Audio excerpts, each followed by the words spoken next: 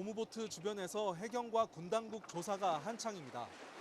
배에는 건원이라는 한자어가 새겨졌고 기름통 10여 개와 전투용 비상식량, 낚싯대 등 수십여 점의 물품도 나왔습니다.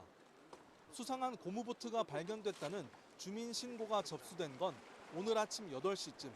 정체불명의 고무보트가 제주 해안가에서 발견되면서 해경과 군당국은 조사에 착수했습니다. 보트 발견 지점은 해녀 양식장을 둘러싼 방파제 옆으로 애초에 배를 정박할 수 없는 곳이기 때문입니다. 좀 이상한 거예요. 구명보트 막 벗어져 널브러져 있고 또 낚싯대가 2개가 이렇게 서 있는데 못 보던 기름통이 많이. 하지만 현재까지 보트 주인이나 승선원은 파악되지 않는 상황. 밤에는 인적이 없다시피 한 이곳에 누군가 밀입국하거나 마약 밀수 사범이 들어온 게 아닐까 주민들은 불안해하고 있습니다. 섬찟했죠. 우리 동네 이런 거 이렇게 오는구나. 여기는 중국하고 다르면 다 시간이면 오는데 뭐. 해경은 고무보트를 인양하고 증거 조사에 들어갔습니다. 특히 보트에서 사람이 내린 정황이 있는지 탐문 수사도 벌이고 있습니다. 자동차 넘버같이 그런 등록번호라든지 그 번호판 같은 게 있어야 하는데 아직까지 그게 확인이 안 돼 있기 때문에 이게 국적이 어딘지는 저희 확인 중에 있습니다. 해경은 밀입국이나 해양 사고 가능성 등이 있다고 보고 수사를 확대할 방침입니다. 제주시 해안가에서 정체불명의 고무보트가 발견된 건 어제 아침 8시쯤. 90마력의 엔진을 장착한 5m 길이의 고무보트에선 10여 개의 기름통과 중국산 생수, 비상식량이 나왔습니다. 섬찟했죠. 우리 동네 이런 거 이렇게 오는구나. 여기는 중국하고 다르면 다 시간이면 오는데 뭐.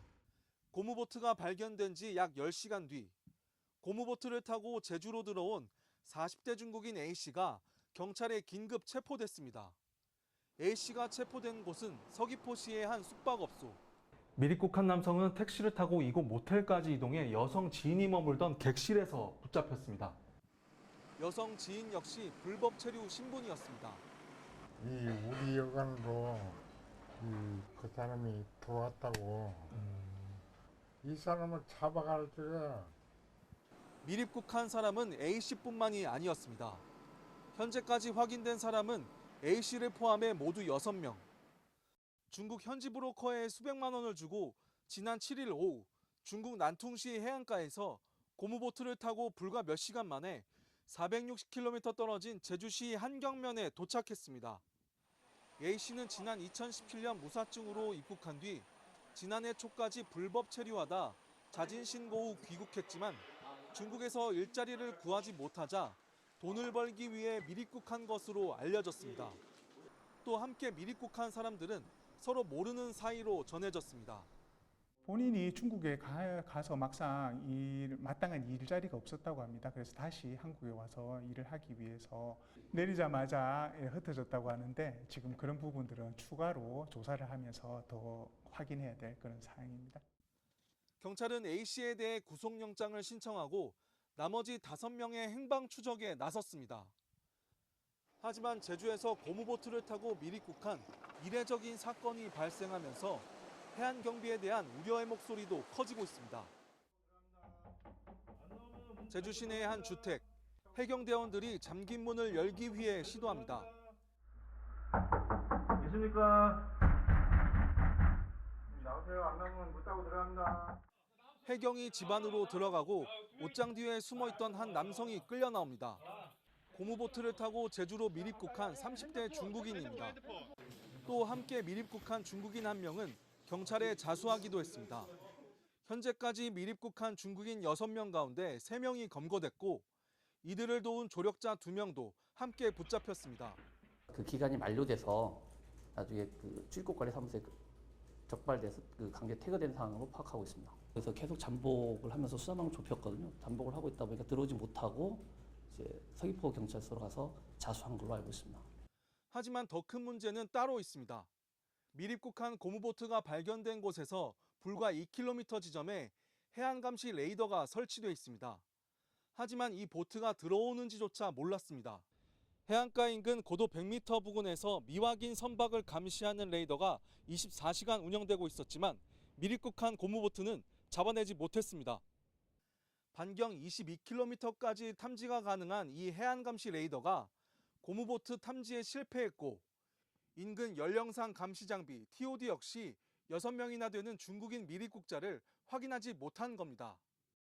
보트를 이제 포착이 됐으면 우리가 그 TOD라는 것을 이용해서 이제 확인할 건데 포착을 이제 되지 않아서 현재 제주에는 경찰청 해안 감시 레이더가 7대, TOD 장비는 40여 대가 설치됐는데 제 역할을 하는지 의문이 제기되는 이유입니다. 특히 이번 사건이 사전에 치밀하게 계획된 정황 등을 비춰보면 비슷한 사례가 더 있거나 마약 운반 등 더 큰 범죄로 악용될 가능성까지 제기되고 있습니다.